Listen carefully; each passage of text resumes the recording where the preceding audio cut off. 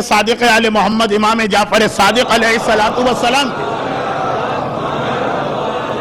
ایک ایسی حدیث پڑھ دوں کہ جس میں فضائل سیدہ کے اس رخ کو واضح کیا گیا۔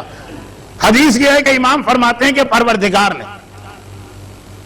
دنیا میں جتنی آدم سے لے کے قیامت تک کی عورتیں گزری ان میں 10 عورتوں کو 10 خاص چیزیں عطا کی۔ 10 عورتوں کا تذکرہ ہے 10 بیویوں کو، اور کہا کہ ہر بیوی کو اس میں سے خاص صفت عطا کی گئی، جس میں سب سے آخر میں سیدہ کائنات اور شہزادی کونین کا ذکر۔ اب حدیث بہت طولانی ہو جائے گی، اس لیے کہ امام ہر صفت کا ذکر کرنے کے بعد اس کی دلیل کے لیے قرآن کی آیت بھی لا رہے ہیں۔ لیکن اس وقت میرا موضوع 10ویں چیز ہے اور کل سے میرا موضوع شروع ہوگا 6ٹھی چیز۔ حدیث اس لیے بھی پڑھ رہا ہوں کہ یہ حدیث 2 دن کی مجلس میں کام آئے گی۔ کہا کہ جناب حوا کو پروردگار نے توبہ کا تحفہ عطا کیا۔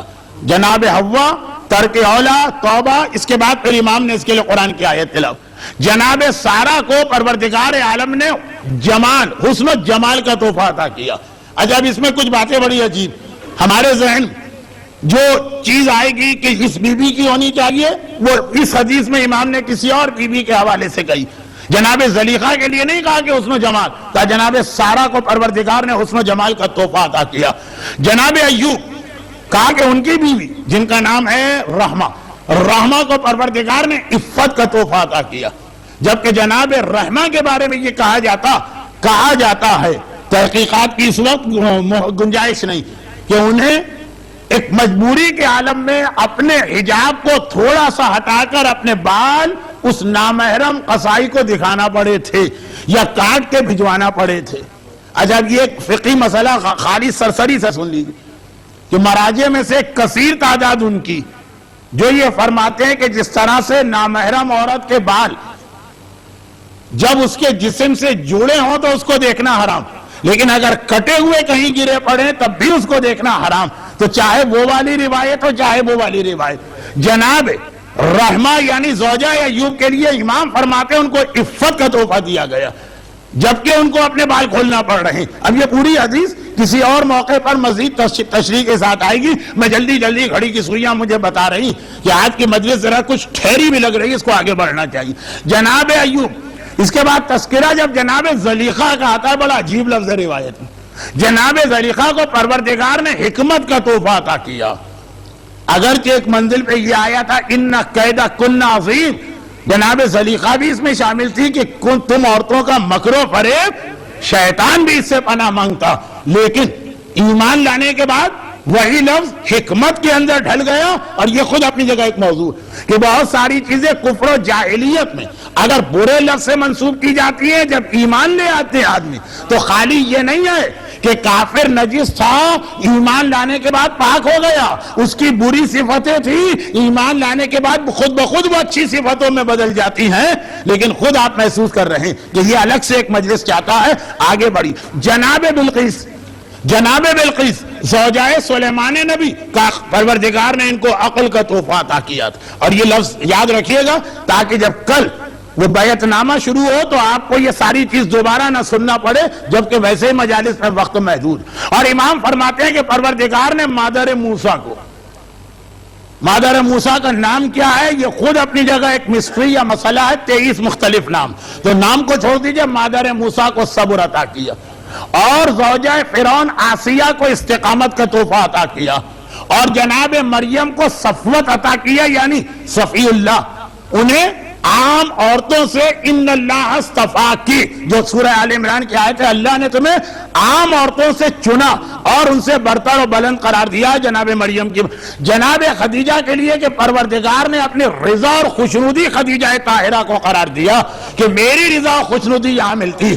تو جب دیکھیں مشہور حدیث یہ کہ بیٹی کے پاس پروردگار کی رضا اور خوشنودی، امام جب رضا اور خوشنودی کا تحفہ جناب خدیجہ کے لیے مقرر کر رہے ہیں تو سیدہ کونین کی اب کون سی فضیلت بچی؟ حکمت، عقل، عفت، صفوت، یعنی چننا اور منتخب کرنا، رضا، یہ سب تو دیگر بیویوں میں امام نے تقسیم کر دی. یہاں پہ خاص وہ جملہ آیا جو ظہور امام کی تیاری کا مسئلہ، اور کہا کہ ہماری دادی سیدہ عالم کو پروردگار نے علم کا خصوصی تحفہ عطا کیا ہے. اب ایک بات ذہن میں رکھیے کہ سیرت سیدہ پڑھتے ہوئے ہر پہلو پہ گفتگو ہوتی، علم سیدہ کی جانب ذہن نہیں جاتا. حجاب کا مسئلہ آئے گا، صبر کا مسئلہ آئے گا، عفت کا مسئلہ آئے گا، طہارت کا مسئلہ آئے گا، عصمت کا مسئلہ آئے گا، حکمت کا مسئلہ آئے گا، عقل کا مسئلہ آئے گا. لیکن کسی خاص وجہ سے اس حدیث میں امام معصوم نے فرمایا کہ ہماری دادی کو تحفہ علم عطا کیا گیا ہے. اور اب آئیے وہ دوسری بات، یہ تو امام نے فرما دیا، لیکن وہی بات جو میں کہہ رہا تھا کہ سنی ہوئی باتوں کا وہ اثر نہیں ہوتا. علم سیدہ دنیا کے سامنے کیسے آئے؟ یقیناً خطبہ زہرا اپنی جگہ، لیکن وہ فقط ایک خطبہ، وہ کیسے آئے؟ اب آئیے آپ ان معصومین کے پاس جائیے کہ جن کا علم ہی شورا آفاق ہے. اگرچہ ہر امام معصوم صاحب علم ہے، لیکن علم کے حوالے سے جو دو معصوم بہت مشہور ہوئے ہیں وہ ہمارے 5ویں اور 6ٹھے امام ہیں. وہ ان کا مدرسہ، وہ ان کا شاگردوں کو علم دینا، وہ ان کا اپنے شاگردوں کو ٹریننگ دینا. اب ایک نہیں، دو نہیں، 5 نہیں، پتہ نہیں کتنی ساری حدیثیں ایسی کہ راوی جا کے کوئی مسئلہ پوچھتا، کبھی 5ویں کی بارگاہ میں، کبھی 6ٹھے کی بارگاہ میں. اگرچہ یہی چیز اور معصومین کے ساتھ بھی پیش آئی، لیکن سب سے زیادہ 5ویں اور 6ٹھے کے حالات میں، یعنی کم سے کم اگر میں کہوں تو روایتوں میں 125 یا 150 مرتبہ تو یہ واقعہ آیا، اور پتہ نہیں پیش کتنی مرتبہ آیا ہوگا. وہ یہ کہ راوی نے جا کے کوئی سوال کیا، راوی نے جا کے کوئی سوال کیا. کیا امام کو اس سوال کا جواب نہیں آتا؟ تو وہ امام نہیں ہے جس کو اس سوال کا جواب نہیں آتا. لیکن امام ٹھہرے، بظاہر ایسا ظاہر کیا جیسے کچھ سوچ رہے ہیں، پھر اپنے غلام سے کہا کہ جاؤ اور میری دادی کی کتاب مصحف فاطمہ لے کر آؤ. غلام گیا، اتنے ہی احترام کے ساتھ جس احترام کے ساتھ قرآن کو لایا جاتا، جزدان میں لپٹا ہوا مصحف فاطمہ کو لاتا، اور امام اسی انداز سے جس انداز سے قرآن کو کھولا جاتا، اس کتاب کو کھولتے ہیں، سناتے ہیں راوی کو، یہ میری دادی کی کتاب مصحف فاطمہ. اس کے اوراق کی ورق گردانی کرتے ہیں، ایک جگہ پہنچ کے رکتے ہیں. کہا جو سوال تو نے پوچھا اس کا یہ جواب میری دادی کی کتاب میں لکھا ہے، تو یہی ہمارا جواب ہے، اسے لے کے جا. ایک بار نہیں، 2 بار نہیں، میں نے کہا 125 سے زیادہ تو واقعات کتب احادیث میں آئے. ویسے پتہ نہیں کتنی مرتبہ یہ واقعہ پیش آیا ہوگا. اب اس کے اندر جو اصل بات میں کہہ رہا ہوں، اس سے پہلے ایک ضمنی بات، یہ جو جملہ آتا کہ جب کبھی امام یہ کتاب منگواتے تو لانے والا غلام بھی اتنے ہی احترام سے لاتا جس احترام کے ساتھ قرآن کو لایا جاتا، اور امام بھی اسی انداز سے، جیسے ہم کسی آیت کو چیک کرنے کے لیے قرآن کھولے تو امام بھی اسی انداز سے اس کتاب کو کھولتے ہیں. اور جب کبھی یہ جواب دے دیتے ہیں کہ بھئی اس کتاب میں یہ لکھا، تو سوچیے آپ کہ کم از کم شروع تو یقیناً وہ راوی حیران ہوتا ہوگا، مولا آخر یہ ہے ایسی کون سی کتاب کہ میں مسئلہ آپ سے پوچھ رہا ہوں.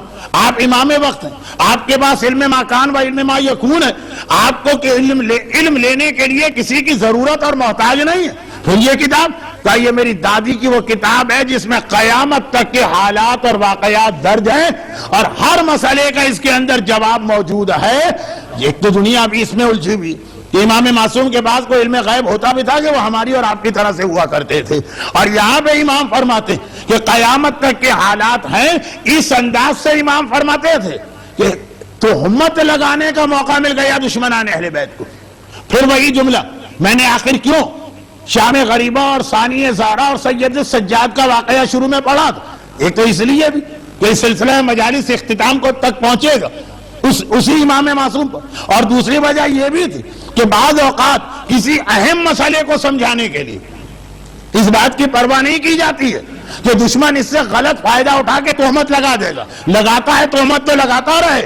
اسی وجہ سے دشمنوں کو یہ تہمت لگانے کا موقع ملا کہ جی شیعوں کا تو قرآن ہی الگ ہوتا، وہ تو اس قرآن کو مانتے ہی نہیں ہیں، وہ تو اس پہ یقین ہی نہیں رکھتے ہیں. اور وہ روایتیں جب یہ آتا ہے نا کہ قرآن الگ ہوتا، ہم پہ 2 تہمتیں لگتی. ایک یہ کہ یہ قرآن مانتے تو ہیں لیکن کہتے ہیں 40 پاروں والا قرآن. اس کا بھی مفہوم یہ تو بہرحال یہ 30 پارے تو مانتے ہیں. دوسری تہمت جو اس سے بھی زیادہ سخت دشمنان اہل بیت لگاتے ہیں وہ کہتے ہیں اس قرآن کو یہ بالکل مانتے ہی نہیں ہیں، بلکہ یہ کہتے ہیں کہ اصل میں ہمارے پاس ہماری دادی کی الگ سے کتاب ہے. اب یہ مصحف فاطمہ کیا ہے، قرآن کیا ہے، یہ موضوع آج کا نہیں، اگرچہ یہ فاطمیہ ہی کا موضوع ہے لیکن آج کا نہیں. لیکن دشمنوں کو یہ تہمت لگانے کا موقع اس لیے بھی ملا کہ کچھ اس انداز سے معصومین مصحف فاطمہ کو عوام کے سامنے پیش کرتے تھے کہ لوگ یہ کہا کرتے تھے کہ پھر قرآن کی کیا حیثیت رہی، قرآن کی کیا اہمیت رہی. راوی نے سوال کیا، امام نے قرآن منگوا کے اس میں سے کچھ نہیں پڑھا. راوی کا سوال ہے تو امام مصحف فاطمہ منگوا کے پڑھ رہے ہیں. اس کا مطلب یہ ہوا کہ ان شیعوں کے امام مصحف فاطمہ کو قرآن سے زیادہ افضل مانتے ہیں، قرآن سے زیادہ اہم مانتے ہیں. قرآن کو تو فقط تبرک کے لیے اپنے گھر میں رکھتے ہوں گے. جیسے عیسائیت، ان کے پاس تورات بھی ہے، انجیل بھی ہے، لیکن تورات تو خالی تبرک کے لیے، اصلاً ان کی کتاب انجیل، جبکہ دونوں ایک ساتھ چھاپی جاتی. کہا کہ قرآن تو فقط نام کے لیے، اصل یہ کتاب ہے. یہ تہمت لگی اس لیے کہ اس انداز سے امام نے مصحف فاطمہ کا احترام کیا، اس انداز سے اس سے مسئلے پڑھ کے سنا ہے. اچھا ایک بات یاد رکھیے، اگر امام مصحف فاطمہ نہ منگواتے لیکن قرآن بھی نہ منگواتے اور خاص کہتے کہ یہ میری طرف سے جواب ہے، پھر یہ تہمت نہیں لگتی. امام نے چونکہ قرآن نہیں منگوایا، یہ کتاب منگوائی تو یہ کہنے کا موقع ملا. لیکن سوال یہ پیدا ہوتا کہ آخر امامت میں یہ طریقہ کار کیوں اختیار کیا؟ چلیں اگر یہ مصحف فاطمہ آج ہمارے پاس ہوتی تو ہمارا بچہ اس کو یاد کر لیتا، اور اگر کبھی کسی مسئلے کی ضرورت پڑتی تو ہم بھی کتاب نہ منگواتے، پڑھتے مصحف فاطمہ میں سے، مگر بغیر کتاب منگوائے ہوئے پڑھتے. تو چلیں اگر امام کو مصحف فاطمہ ہی سے ایک مسئلہ بیان کرنا تھا تو کتاب منگوا کر لوگوں کے سامنے کھول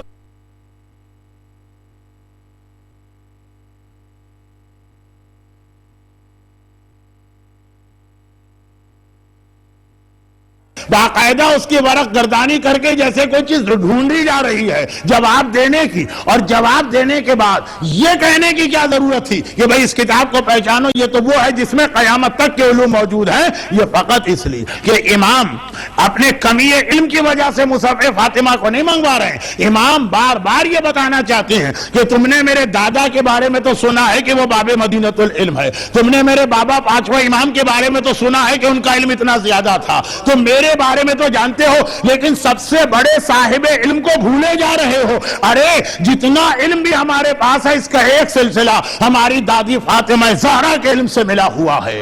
اب درود بھیجے محمد و آل محمد.